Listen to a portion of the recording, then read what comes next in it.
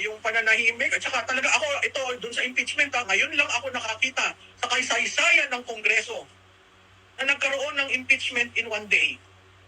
At ipinasa nila on the last day of session. Yun ang makikita mo talaga, politika. Kasi yung dating mga experiences natin sa impeachment, magmula sa ombudsman, sa vice president, sa chief justice, it took a while. Very transparent, accountable yung process, kahit hindi mo nagugustuhan ang impeachment court na nangyayari, bukas sa taong bayan.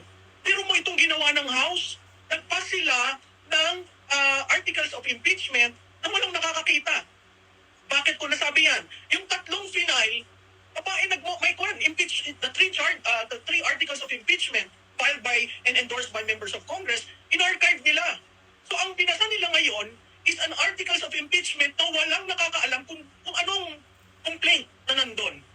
Basta sinabi nila, invoking the Constitution at saka yung rules ng chamber, dahil naka-attain na ng mahigit na one-third, impeach na si VP at bayaan mo na sa Senado. Yan ba'y responsableng behavior ng legislator? Wala man lang nagtanong, Your Honors, what are we charging her? Wala. Naghihintay ako kanina. Kaya ako medyo nahuli sa inyo kasi gusto kong marinig. Kasi alam mo, nagbibigay pa rin naman ako ng pasintabi doon sa mga legislators na kayang tumindig.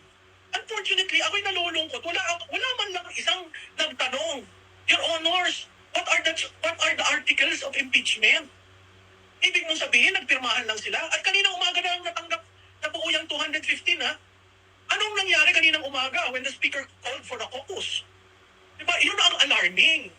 Kasi ini-impeach nyo, hindi bali kung minority vice president, ang ating current vice president. Hindi po.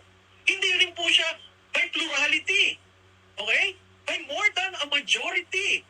Nahalal siya. Ano po yun? Ang sinasabi ba ng mga legislators, wala kaming pakailam dyan sa mandate mo.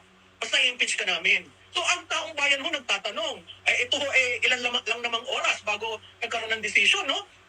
Nagtatanong, ano po yung charges na inyong pinagbotohan at nakakuha daw ng 215, kaya verified complaint? Ano po yun? At ano po yun? Kasi hanggang ngayon, sa tingin ko ni isa sa inyo, hindi nyo alam. Ikaw ko sa kasaysayan natin, si Presidente Duterte lamang ang hindi humingi ng pagbibilang o pagninilay-nilay sa mga ginawa ng previous to. Po, si Presidente Duterte, ang sabi niya, walang mangyayari sa akin ganyan. Nahuhusgahan ko si Presidente Aquino. Abay, ang dami nangyari kay Presidente Aquino, pero tumahimik ang bayan. Nung sinabi ni Presidente Duterte, hindi, wag na natin tingnan yung nakaraan. Ayusin natin ang bayan natin. Doon pinalakpakan siya. Siya lamang ang presidenteng hindi tumingin sa nakaraan. Ngayon, nung natapos siya, at sabi mo nga, the survey results showed a high trust rating, a high approval rating. Pero anong ginawa nitong administrasyon na ito? Hindi ka pa nakakaisang taon, hinanapan mo na ng ipupukol sa Duterte. Nagsimula sa anak, tapos ngayon ang ama. Bakit? Dahil ba yan gusto nyo magkaroon ng accountability o dahil tinitingnan natin paano ba kami magtatapos sa aming termino o ang haharapin natin ay Duterte? Alam mo, Admar, ang hindi nila nakikita, tuwi na lang nagsasalita ang Duterte, lumalakas ang Pilipino at tumitibay ang pananalig nila na ito ay political persecution. Ulitin ko, yung sinabi ni Senator Trillanes na i-ready ang impeachment, hindi ba yan talagang hagaran na ginagamit ang Kongreso to search? Parang witch hunt eh. Naghahanap ka ng rason para i-impeach. Paano mo mai-impeach ang isang vice presidente using data of 2016? Paano mo mai-impeach ang isang vice presidente kung ang COA ay hindi pa tapos dun sa kanilang pag-audit? Paano mo mai-impeach ang isang vice presidente na gusto niyong ilabas kung saan ginamit ang confidential and intelligence fund?